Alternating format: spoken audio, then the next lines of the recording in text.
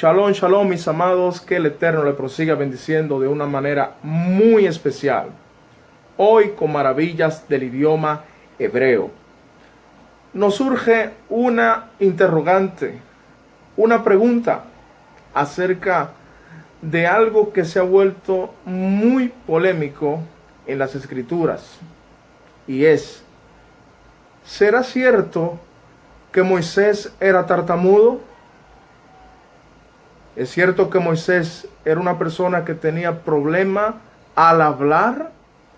Esa es la pregunta. Esa es la pregunta. ¿Era Moisés gago, disfémico?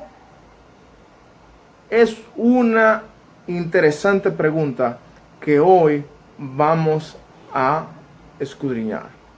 Vamos a investigar si esto es cierto. Si esto es cierto. Y lo primero es que vamos a hacer es que vamos a leer las escrituras en el libro de Éxodo, Sefer Shemot, libro de Éxodo, capítulo 4, verso 10. Vamos a leer en la Reina Valera. Y después vamos a leer en hebreo para ver qué tal, ¿no? Vamos a sopesar las traducciones. Porque de seguro que es un problema de traducción. Vamos a leer. Entonces dijo Moisés al Eterno, ay Señor, nunca he sido un hombre de fácil palabra, ni antes ni después, ni desde que tú hablas a tu siervo, porque soy tardo en el habla y torpe, escuche bien, y torpe en la lengua o de lengua. Soy torpe de lengua. Pero me llama la atención algo.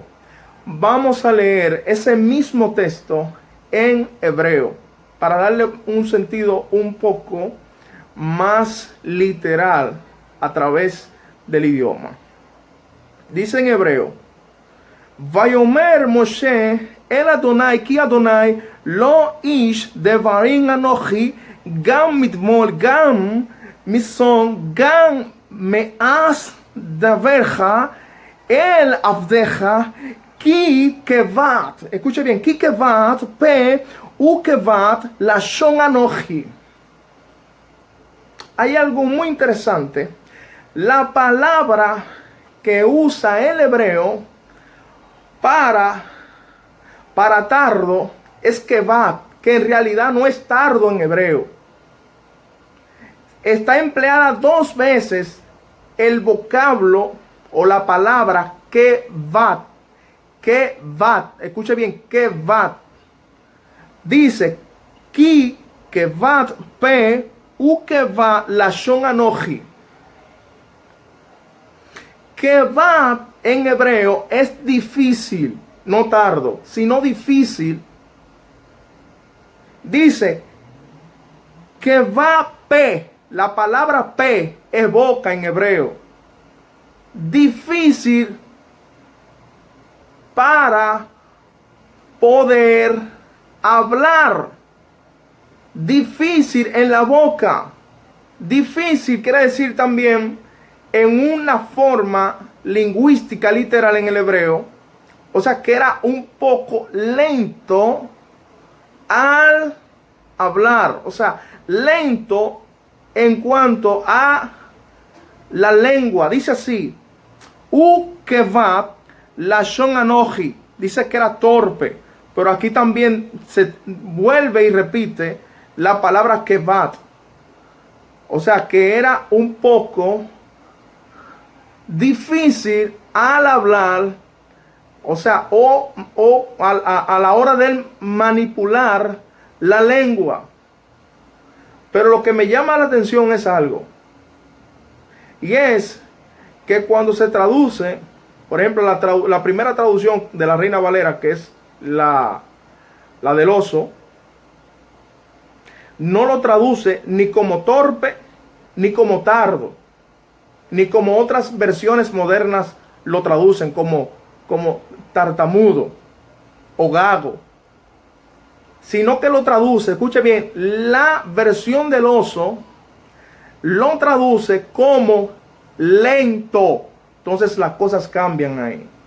Lento, pesado, en el hebreo, difícil. ¿Cómo? Sí, fácil. Lo que pasa es, le voy a explicar el trasfondo cultural ahora. Para tú presentarte ante un rey en aquellos tiempos, tenías que ser una persona muy diestra en el idioma del rey o del faraón. Tenías que tener un buen manejo del idioma para poder presentarte ante el rey. Y si no es así, tenías que auxiliarte de un traductor, una persona que fungiera como un traductor para tú poder entonces entablar o establecer una conversación con el superior. De no ser así, no podías dirigirte al superior o al rey. Lo que pasa es que ya Moisés tenía 40 años fuera de Egipto, por allá, por una tierra llamada Midian o Madián. Había perdido el acento copto egipcio lo había perdido. Entonces ya no era fluido en el idioma, no era ya con la destreza que hablaba antes. Es como, por ejemplo, si usted es una persona experta hablando inglés, alemán, francés, y duró 20, 30 años sin hablar ese idioma, sino que se adaptó a un idioma donde usted está en un país lejano, en otro país donde no se habla ese idioma, ya usted pierde el acento con el tiempo. ¿Por qué? Porque no lo practica. No lo practica. Entonces, si no lo practica, ya los códigos de ese idioma,